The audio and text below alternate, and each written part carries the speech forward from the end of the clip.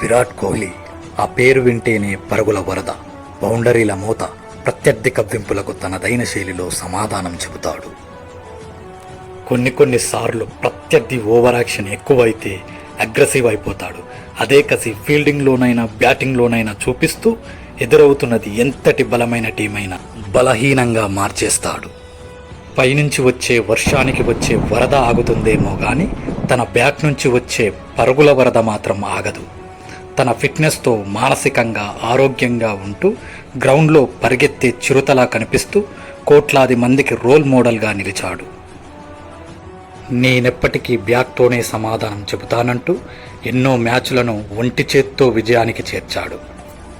అది 2006 డిసెంబర్ 19 ఢిల్లీ తరపున కర్ణాటకతో రంజీ ట్రోఫీ ఆడుతున్నాడు. అదే సమయంలో తండ్రి ప్రేమ్ కోహ్లీ హార్ట్అటాక్తో చనిపోయారు. తెల్లవారితే మ్యాచ్ ఏం చేయాలో ఆలోచించాడు. తన తండ్రి ఆశయాన్ని ముందుకు నడపాలంటే ఈరోజు నేను గ్రౌండ్లోనే నిలబడాలనుకున్నాడు. ఒక పక్క తండ్రి మరణం, మరో పక్క ఓర్చుకోలేని బాధ, అన్నింటినీ తట్టుకొని ఆ రోజు 90 పరుగులు చేసి తన జట్టును గట్టెక్కించాడు.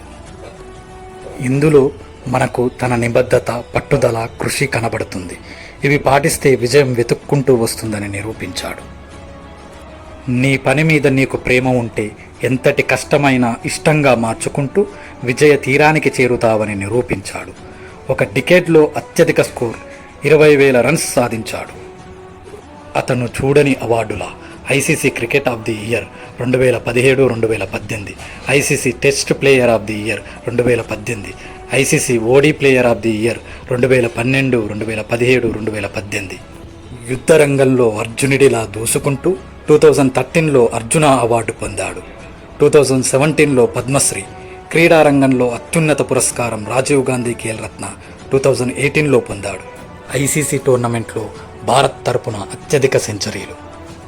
2025లో తన 18 ఇయర్స్ కళ ఐపీఎల్ ట్రోఫీని అందుకొని ఇన్నేళ్ల ఓటమిలోని నిరీక్షణ తన జెర్సీ నంబర్ 18th సీజన్ ఐపీఎల్ని గెలిచి తన జట్టు ఆర్సీబీకి అందించాడు.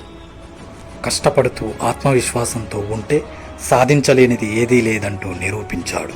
క్రికెట్ చరిత్రలో మకుటం లేని రారాజు, మనందరి మనసులో నిలిచిన నిజమైన మహారాజు, అభిమానుల గుండెల్లో ఎప్పటికీ కింగ్ కోహ్లీనే.